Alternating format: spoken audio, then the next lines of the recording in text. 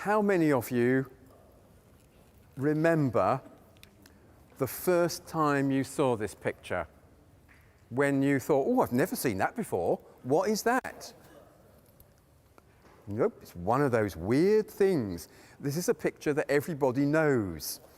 It's a picture that if you're English, you most certainly know. Now I'm going to bring you the latest cutting-edge genome research, because recently scientists working at the Francis Crick Institute have discovered that if you are English, from the moment you are conceived in your mother's womb, imprinted upon your DNA is knowledge of Constable's haywain. In fact, after Brexit, this test is going to be used to see who can stay here and who can't. You think I'm joking, don't you? Now, Constable's haywain has become one of these cliches of the history of art. How many times it's reproduced? I mean, you tell me where you've seen it. It's on tea towels, it's on jigsaw puzzles, it's on little ceramic plates with gold rims that are marketed as collector's editions that you will find hanging up on those terrible wire straps and things. It's a picture that is absolutely everywhere. But I'm asking the question about when did you first become aware of it, because I don't think you really do become aware of it until you actually stand right in front of this, right in front of the actual painting. To start with, how many people know that it's 6 feet across? It's a massive, great picture. And of course, the reproductions of it are never made 6 feet across.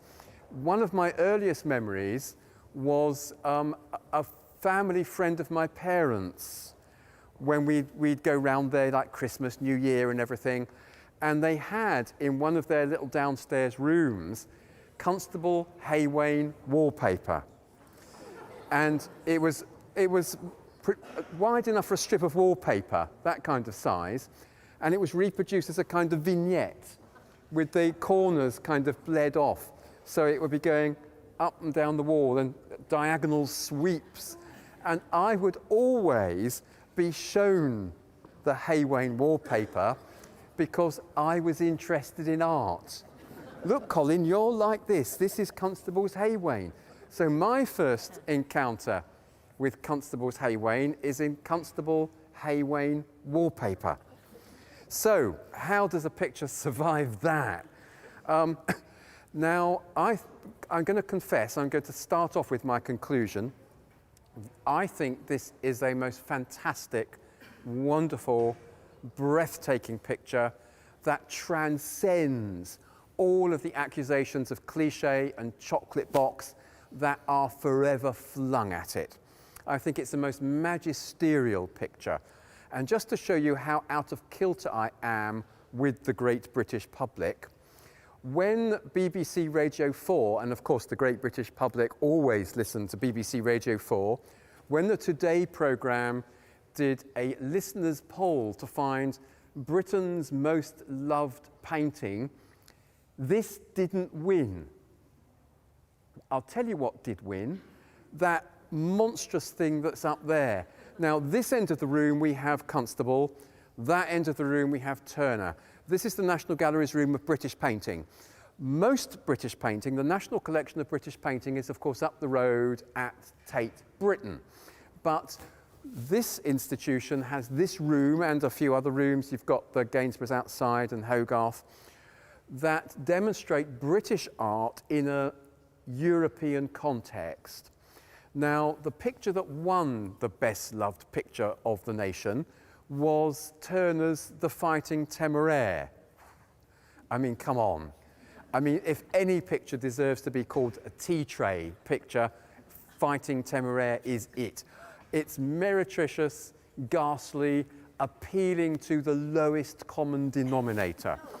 So I know that because you've come to a talk on Constable, you're with me. Now, the two of them, Constable and Turner, they are almost exact contemporaries. They are born within 12 months of one another. Constable was born in 1776. By the time he painted this picture, he's in his mid-40s. It was shown at the Royal Academy in 1821, and not many people noticed it. The big summer shows at the Royal Academy, then as now, were bun fights. Pictures kind of nose to tail, frame to frame, going right up the wall. And of course, your picture's going to get lost. And apart from that, Constable was not an artist who looked for public opinion to be on his side. He was not an artist like Turner. Turner was always trying to make things that would make people love him and make him popular. Let's not go down that road. I just loathe the man. Constable is an artist who didn't go out of his way to make himself popular. I'll just give you one example. He comes from rural Suffolk. His father, as is well known, is fairly affluent. He's an employer. He owns a mill. You can actually see a bit of the mill in this picture. Just there. A little bit of red brick, can you see? And his upbringing was conventional, rural, landowning, but he wanted to be a painter. And it's one of those hackneyed stories about what, you'll never make a living out of that. It's like Auntie Mimi telling young nephew John, put that guitar away and work hard at school. You'll never make a career out of singing songs. So Constable, it's the same kind of thing, but he managed to get support from his uncle to go and study at the Royal Academy schools in London. So off he goes. But then his uncle sees one of his paintings. And I'm going to quote you word for word from his uncle's letter explaining why he was cutting off his allowance in future while looking at this picture. It is scarcely suitable, he writes, for a picture to be shown so raw unless a note be affixed to it saying that the artist died before he could finish it. Now, this picture is coarse, rough, ragged, scrawly, alive. Where I am, close to it, I can see these really coarse, clumpy brush marks scraping across the surface. He's not bothering to smooth things out, to make things neat and tidy. And in fact, he was criticised for this lack of finish. What does he say? I don't see any finish in nature. And what Constable is about attempting to record his visual sensations, what you might call retinal sensations. Now, of course, we can argue other things that inevitably he's going to have an emotional attachment to the subject. I'll talk about that in a moment or two. But if I were to say Constable is an artist whose pictures have no imagination, Constable would be up there now listening to this talk going, at last, somebody who understands me, somebody who gets what I am about. Because Constable is the favourite artist of meteorologists.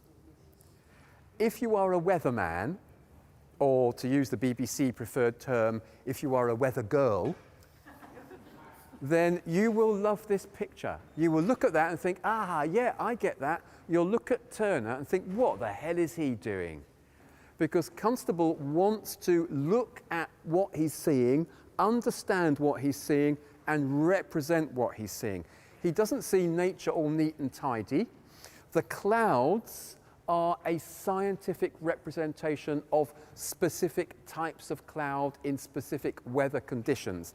He's the only artist, all of my friends who are weathermen and weather girls tell me, he's the only artist who gets the clouds right.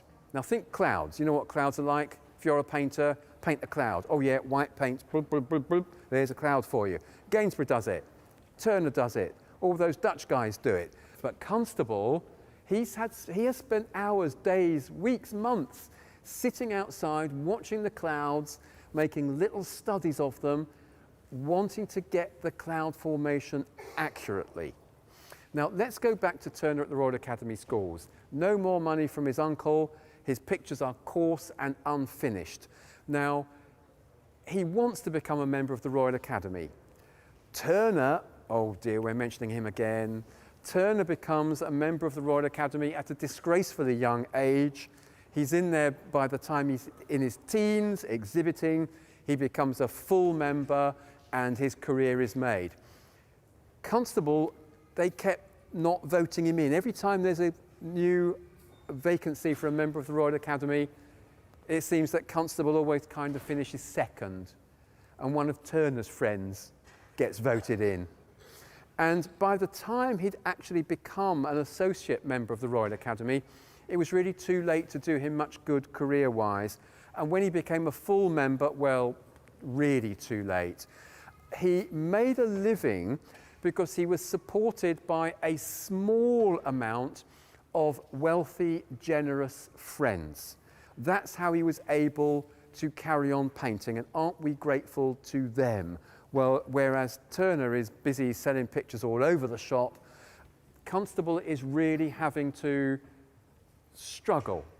Now, he makes the hay wane when he's relatively comfortable, living in Hampstead, living in London, and it's a picture that is recalling his boyhood life.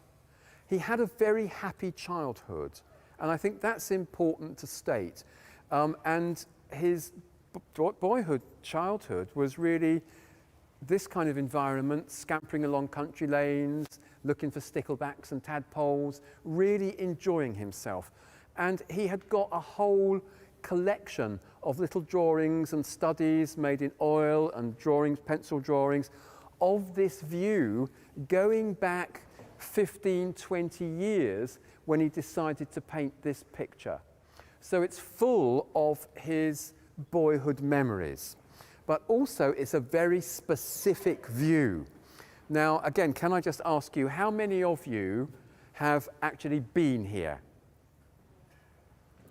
About kind of 10%. So 90% of you have got a huge treat because you can go here.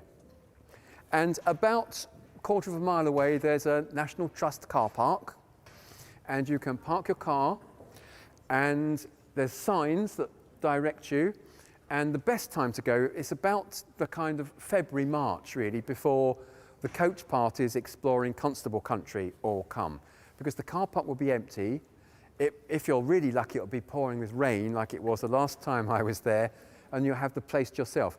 You walk down a little muddy path, which is here, and on this side there is buildings and windows, and if you're going off peak, out of season, you can kind of wipe the grime off the windows, and you will see inside piles of hay wane jigsaw puzzles waiting for the summer season. But if it's February, they're not there. And you come down, and I remember vividly the first time I actually went down there, this little muddy path, and suddenly you are standing here, and you go, it can't be. It's like time travel. It's like you've suddenly ended up in a picture that you've always known. And there's the cottage, there's the mill pond, and the trees, of course, are different because trees do grow and change. But you can actually see through to the horizon beyond the green English fields and everything. And the only thing that's really different is that here there's a sign that stops you going to the cottage that says private property. And so you can't go there because there's some unfortunate family living there who from about March, April onwards through to September, October, every time they look out of their window, there are hordes of people going, oh, it's just like in the painting. And up here, there's now a nature centre for school parties, coach parties of small children to come and fish the aforementioned sticklebacks and tadpoles from out of the mill pond and have nature lessons. So it's there, it's real. And you feel it's almost faintly absurd somehow that such a kind of ordinary view should have become such an English national icon. Now, how did he choose this composition then? Well, Constable liked to give this idea that he did not want to imitate paintings that were already in existence. And of course, the standard way of making a landscape at this time was to go and look at Claude Lorraine, and we have a great collection of Claude Lorraine paintings here, some of which we know that Constable knew and loved, but the Claude Lorraine pictures are smoothly painted. So consequently, late 18th century, beginning of the 19th century, if you're a landscape painter, you paint your pictures nicely and smoothly. But more importantly, you put classical ruins in them. You put temples to Apollo in them. You show little figures of Aeneas and other ancient heroes in them, because the vogue for classical literature and landscapes showing classical history, classical mythology, classical poetry are what sell. And Constable paints Suffolk. You don't have nymphs and satyrs and Aeneas and classical heroes in Suffolk. And in fact, one of Constable's retorts to those members of the Royal Academy who were criticising him for his choice of subject is that they prefer the shaggy posterior of a satyr to a true feeling for nature. Now, satyrs, of course, are those men with hairy goat's legs who are skipping around in the Roman countryside, even as we speak.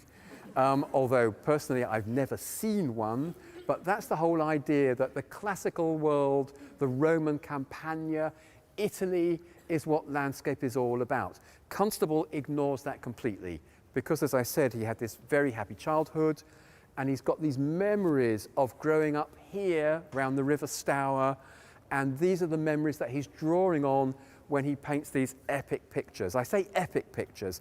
Let's think about the way he's painted it. I've heard people say, I love Constable because his pictures are so detailed. It's like he paints every leaf on the trees. Well, he doesn't. When we look at this tree here, there are big clumps of leaves. And the way he's painted them is he's got a lot of green pigment, a big fat brush, and he's gone boop, squelch, and pulls the brush away, boop, squelch, pulls the brush away, boom, squelch, pulls the brush away. It looks detailed. When you stand back from it, it looks as if it's detailed, but it's a brilliant improvisatory way of picture making.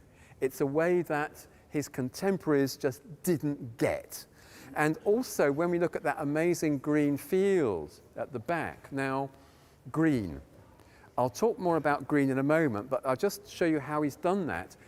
If you are short of green in your paint box and you've got a yellow and a blue, you know what to do. You mix them up and you've got green. What we've got here is that Constable, first of all, lays on a kind of mid-tone of green, that really bright, fresh green. He lets that dry. Then he's using a method known as scumble, where he's using half-dried paint, and he's loading up his very bristly brush, but not completely loading up his bristly brush. He's loading it up with a bit more yellow in to make the green a bit brighter, and he's just kind of doing that a bit. And he's loading up with a bit more blue in his brush to make the green a bit bluer, and he's doing that a bit. And you can see you've got the yellow green, the blue green, the mid green, the yellow green, the blue green. There's brush marks are shown on the surface, letting the mid green show through because his brush is only half laden. When he does that, the underpainting, the mid green that's underneath, doesn't get completely covered up. Do you see what I mean? So consequently, the whole surface of that wonderful green area is catching the light and sparkling. Now, we mentioned Monet, that this talk was once going to be about Monet. Monet came to the National Gallery when he was here in 1870, 1871. He came to London very wisely when the Franco-Prussian War was on, siege of Paris and all of that. Monet thought it would be a good idea for the future of the history of art that he shouldn't get himself killed and should come to London. Good choice, Claude. We know he came here because he was asked about it, because the connection between Constable and Impressionism is a really interesting one. And he was asked, and Pissarro, Pissarro was in London too. They came to the National Gallery together. They looked at paintings by Turner and Constable. And how did they react? Well, says Monsieur Monet, not interested. No, didn't really like them. Which to me proves that Monet looked at paintings by Constable and thought, whoa, crikey, there's something I can learn from.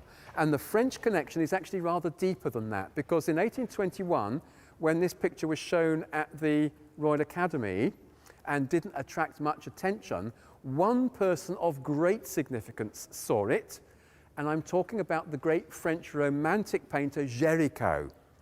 Now, Géricault was in England for quite a considerable time and made some of his most interesting work in England, and fortunately went to this Royal Academy show, saw this picture.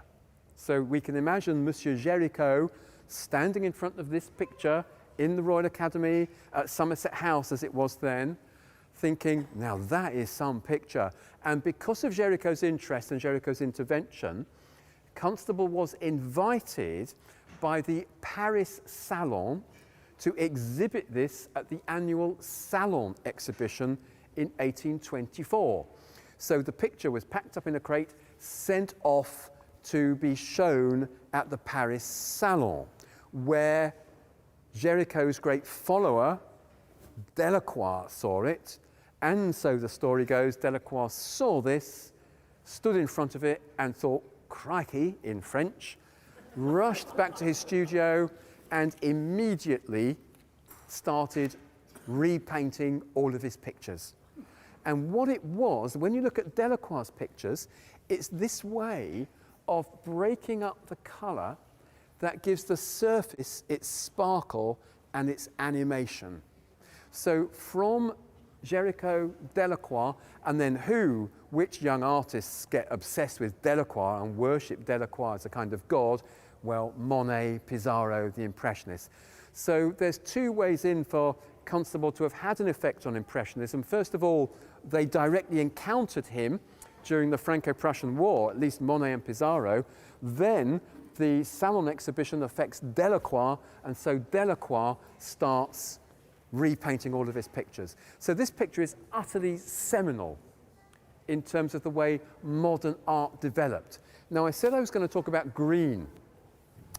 One of Constable's, we can't call him a patron because he never bought a picture from Constable, but I'm talking about Sir George Beaumont.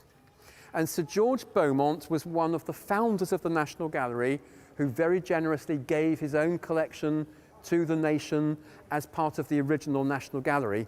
Beaumont was a landowning arts supporter. He was an amateur painter himself, not a very good amateur painter. He exhibited at the Royal Academy, but he allowed artists access to his collection. Now, if you're a young painter and it's 18-something, say 1805, 1806 or whatever, and you want to see old master paintings, there's no National Gallery. The nearest great collection of old master paintings is the Louvre, but we're always at war with the French, so you can't get there. Although Turner, as soon as the Peace of Amiens was signed, Turner's first over there to visit the Louvre. But you needed to be well connected. And unless you're well connected, you can't see these great old master paintings. But Beaumont allowed artists access to his collection. He had a stately home in Leicestershire, and he would take many of his pictures there for the summer season. And Constable stayed in Leicestershire in a place called Colalton Hall with Sir George, and they would go out into the estate on painting expeditions. Now, Constable and Sir George Beaumont are buddies, but Beaumont really didn't get Constable. because Beaumont would go and paint his landscapes, all the green grass, the green trees, he'd paint them all brown. And he'd paint them all brown because it was believed by dear old Sir George and his contemporaries that proper landscape painting, like paintings by Claude Lorraine, the paintings by Claude that Sir George owned, that are now here in the National Gallery, they were brown. The reason they were brown is they were filthy dirty. Dear old Sir George hadn't actually worked out that if you put the painting by Claude Lorraine in your dining room and you have all your gentlemen friends blowing cigar smoke over it for several generations, it'll end up brown. So Constable goes out on the painting expedition with Sir George into the green landscape and paints a green landscape.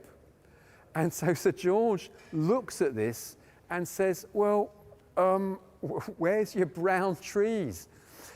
What he actually says, and we've got this recorded, not recorded in sound, you know what I mean, paintings should have the tonality of an old Cremona fiddle. Now, of course, stately homes are full of old Cremona fiddles, so Constable trudges back to the house, finds a violin, comes out back to where they're painting, puts it on the grass and just goes, and off he goes. With Sir George going, what's he done that for? And obviously, Constable just wanted to show that brown is brown and the grass is green. He paints green things. And I'm using the expression green thing advisedly because at last, after Constable had become elected to the Royal Academy, he can exhibit his pictures as of right. You no longer have to have your work chosen by the selection panel. And one year, Constable had painted a picture and it should have been exhibited as of right, but it got put in the wrong pile. And accidentally, it got shown to the jury who were selecting. And one of the august members of the jury, when he saw Constable's green painting, said, oh, take away that green thing. Now, as chance would have it, Constable is standing there, steps forward and says, actually, that's mine. And of course, the jury are most apologetic. Oh, we're terribly sorry, Mr. Constable, that's your painting. Of course, it must go in. And of course, what Constable did is tuck his painting under his arm and stomp off having a hissy fit, quite rightly. Because again, this idea of these vivid, sparkly, green, fresh pictures is what invents, I think, our understanding of English landscape. And the picture, you'll have seen it used by cartoonists, political cartoonists. There's a famous one that was made at the time of Greenham Common with cruise missiles stuck on the back of the hay wain. And of course, this has become a symbol of England. Was it ever like this? Well, it might have looked like this, but we also know that the idyllic quality of the picture is hardly truth-telling because 1820s, the condition of people that worked on the land was hardly happy, but Constable avoids all of that. He avoids factory chimneys. Now, think Turner. We started off mentioning Turner, how dreadful he is.